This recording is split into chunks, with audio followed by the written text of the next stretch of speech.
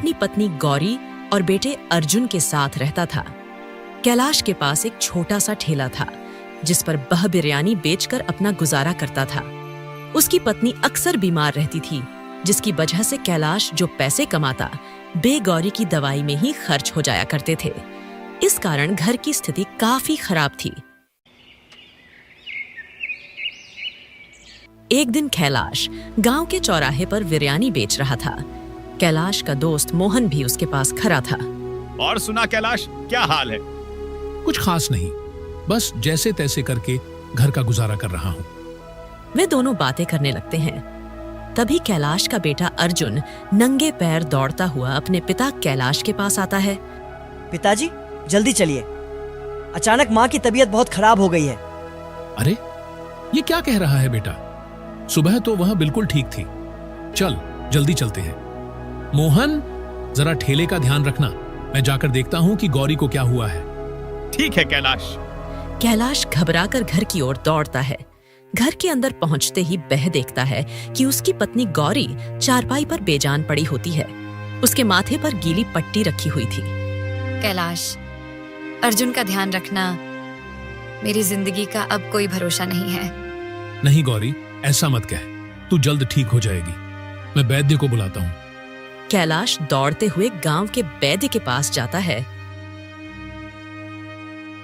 वैद्य जी कैलाश के साथ लौटते हैं। कैलाश, इसकी हालत बहुत नाजुक है। इसे तुरंत दवाई की जरूरत है, लेकिन ये दवाई सिर्फ शहर में मिलेंगी। शहर? लेकिन वहां जाने में 4 घंटे लगेंगे और मेरे पास तो पैसे भी नहीं हैं। कैलाश, कुछ भी कर, पर देर मत कर। तुझे अपनी पत्नी की जान बचानी है। कैलाश एक पल भी देरी किए बिना दौड़ता है और अपनी पुरानी बैलगाड़ी में गौरी को लेकर शहर की ओर चल पड़ता है। अर्जुन भी अपने पिता के साथ बैठ जाता है। गांव की कच्ची सड़क, रास्ते में जंगल और ऊबड़ खाबड़ रास्ता था। बैलगाड़ी धीरे धीरे चल रही थी। गौरी की सांसें धीमी होती जा रही थीं। अर्जुन घबराकर अपनी माँ का हाथ पकड़ लेता है। माँ, तुम ठीक हो जाओगी ना? बेटा, तू बहुत बहादुर है। तेरी किस्मत तुझे हमेशा आगे बढ़ाएगी। बस हार मत मानना। अर्जुन रोने लगता है। अचानक बैलगाड़ी का पहिया कीचड़ में फंस जाता है। बैल घबराकर रुक जाते हैं। कैलाश नीचे उतरकर पहिया निकालने की कोशिश करता है। हे भगवान, अब क्या करूं? इतने में रास्ते से एक कार गुजरती है जिसमें एक अमीर सेठ बैठा होता है। अर्जुन दौड़कर कार के पास जाता है और हाथ जोड़कर विनती करता है। सेठ जी, कृपया मेरी माँ को शहर तक पहुँचा दीजिए। उसकी जान खतरे में है। हाँ, लेकिन मुझे देर हो रही है। देखो, मुझे बहुत काम है, इसलिए मैं तुम्हारी मदद नहीं कर सकता। सेठ जी, दया कीजिए, मेरी पत्नी मर जाएगी। मेरी बला से मुझे अपने काम से मतलब है। रास्ते से हटो। सेठ कार लेकर आगे बढ़ जाता है। कैलाश मायूस होकर बैलगाड़ी को धकेलने की कोशिश करता है। अर्जुन अपने छोटे छोटे हाथों से गाड़ी को धक्का देने में मदद करता है। दोनों कोशिश करके बैलगाड़ी को कीच से बाहर निकाल लेते हैं। फिर वे जल्दी से अस्पताल की ओर बढ़ते हैं।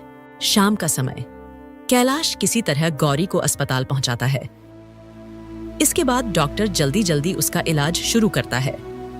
सुनो, इनकी हालत बहुत गंभीर है, पर हम पूरी कोशिश करेंगे इन्हें बचाने की।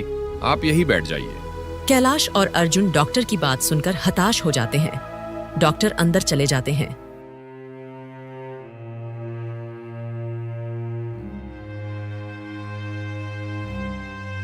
कुछ देर बाद डॉक्टर बाहर आते हैं। हमें माफ कीजिए, हम उन्हें नहीं बचा सके। कैलाश जमीन पर बैठकर फूट फूट कर रोने लगता है। अर्जुन की आंखों में आंसुओं का सैलाब उमड़ पड़ता है। माँ, तुमने कहा था मैं बहादुर बनूंगा, लेकिन मैं तो तुम्हें बचा ही नहीं सका। कैलाश बेटे को गले लगाकर रोने लगता है। इसके बाद वे गौरी को लेकर घर की ओर चल पड़ते हैं। जब वे गांव पहुंचते हैं, तभी गांव वाले गौरी की ये दुखद खबर सुनकर वहां इकट्ठे हो जाते हैं। माँ, मैं बड़ा होकर गरीबों के लिए कुछ करूंगा। जो लोग अमीर होकर गरीबों को ठुकरा देते हैं, मैं उनके लिए इंसाफ करूंगा। गांव के बड़े बुजुर्ग अर्जुन की बात सुनकर उसे गले लगाते हैं। अर्जुन की आंखों में मां की यादें और संघर्ष का संकल्प साफ दिखाई देता है। कुछ सालों बाद गौरी की मृत्यु के बाद कैलाश टूट चुका था। उसने ठेला अपने दोस्त मोहन को बेच दिया था, लेकिन अब खेतों में मेहनत करते करते उसकी कमर झुक गई थी। कर्ज का बोझ बढ़ता जा रहा था। अर्जुन अब 18 साल का हो चुका था। वह भी पिता के साथ खेतों में काम करने लगा था। बारिश हो रही थी, लेकिन दोनों कीचड़ में भी काम कर रहे थे। कैलाश हल चला रहा था। अर्जुन भी उसके साथ खेत में लगा हुआ था। बेटा, थोड़ा आराम कर ले, तुझे ठंड लग जाएगी। नहीं पिताजी, मुझे काम पूरा करना है। आपने कहा था कि मेहनत कभी बेकार नहीं जाती। कैलाश बेटे को गर्व से देखता है। अर्जुन का हौसला देखकर उसकी आंखें नम हो जाती हैं। तभी बारिश रुक जाती है। इतने में गांव का साहूकार रघु सेठ खेत पर आ जाता है। उसके साथ उसके गुंडे भी थे। ओए कैलाश, कर्ज की किस्त का क्या हुआ? अभी तक पैसे नहीं दिए? सेठ जी, बस 1 महीने का और समय दे दीजिए। फसल कटने पर सब चुका दूंगा। बस बहुत हो गया तेरा नाटक। अब मैं तेरी जमीन अपने नाम लिखवाऊंगा। सेठ गुंडों को इशारा करता है। गुंडे कैलाश को जमीन पर धक्का दे देते हैं। अर्जुन यह सब देखकर गुस्से से तिलमिला उठता है। वह सेठ के सामने खड़ा हो जाता है। सेठ, तुम मेरे पिता को हाथ मत लगाना।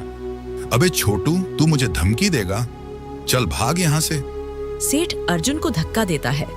अर्जुन गिर जाता है, लेकिन तुरंत उठकर फिर से सेठ के सामने आ खड़ा होता है।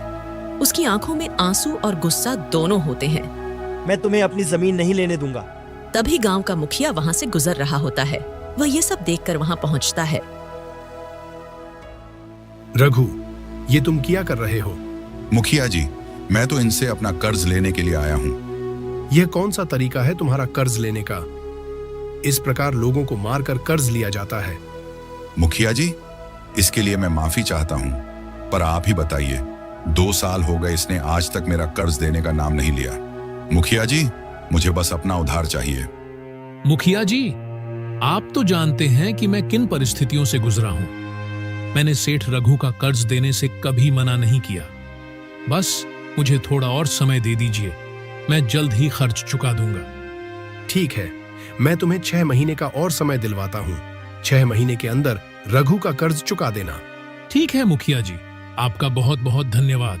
रघु सेठ मुखिया के इस प्रकार विरोध करने से डर जाता है, इसलिए वह गुस्से में भुनभुनाता हुआ वहां से चला जाता है।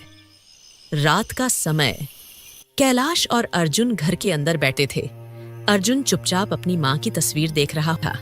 बेटा, मैं तुझे पढ़ाना चाहता था, लेकिन हालात ने तुझे खेतों में लगा दिया। नहीं पिताजी, मैं पढ़ूंगा और इतना बड़ा आदमी बनूंगा कि किसी गरीब को कभी किसी सेठ से भीख नहीं मांगनी पड़ेगी। कैलाश बेटे को देखकर भावुक हो जाता है। अर्जुन अपनी मां की तस्वीर के सामने बैठकर हाथ जोड़ता है। माँ, मुझे शक्ति देना ताकि मैं अपने पिता का सहारा बन सकूं। अर्जुन उसी रात पढ़ाई करने का संकल्प लेता है। वह दिन में खेतों में काम करता और रात को दिए की रोशनी में पढ़ाई करता। उसकी आंखों में एक सपना था। एक दिन कैलाश खेत में काम कर रहा होता है। काम करते करते अचानक वह जमीन पर गिर जाता है। अर्जुन दौड़कर अपने पिता के पास आता है। कैलाश का शरीर बुरी तरह कांप रहा होता है। पिताजी, क्या हुआ आपको? कैलाश की आंखें बंद हो रही थीं। अर्जुन उसे उठाकर डॉक्टर की दुकान की ओर दौड़ता है। डॉक्टर जांच करते हैं। तुम्हारे पिता को फेफड़ों की बीमारी हो गई है। इन्हें इलाज की जरूरत है, लेकिन इसमें थोड़े ज्यादा पैसे लगेंगे। अर्जुन की आंखों में चिंता छा जाती है। उसके पास इतने पैसे नहीं थे, लेकिन उसने हार नहीं मानी। डॉक्टर साहब, ये लीजिए कुछ पैसे, बाकी मैं जल्दी ही चुका दूंगा। वह गांव में छोटे मोटे काम करने लगा। उसने लोगों के खेतों में काम किया, जंगल से लकड़ियां काटकर बेची और पानी भरकर पैसे कमाए। कुछ ही दिनों में अर्जुन ने इलाज के लिए पैसे जुटा लिए। उसने पिता का इलाज करवाया, जिससे कैलाश की हालत थोड़ी सुधर गई। एक दिन अर्जुन मंदिर में हाथ जोड़कर भगवान के सामने खड़ा होता है। उसकी आंखों में आंसू होते हैं, लेकिन हौसला बरकरार था। भगवान, मुझे शक्ति दो ताकि मैं अपने पिता को खुशहाल जीवन दे सकूं और हर गरीब को इंसाफ दिला सकूं। वह खुद से वादा करता है कि वह पढ़ाई के जरिए अपनी जिंदगी सुधारेगा। उसकी आंखों में माँ का सपना और पिता के लिए सम्मान साफ झलक रहा था।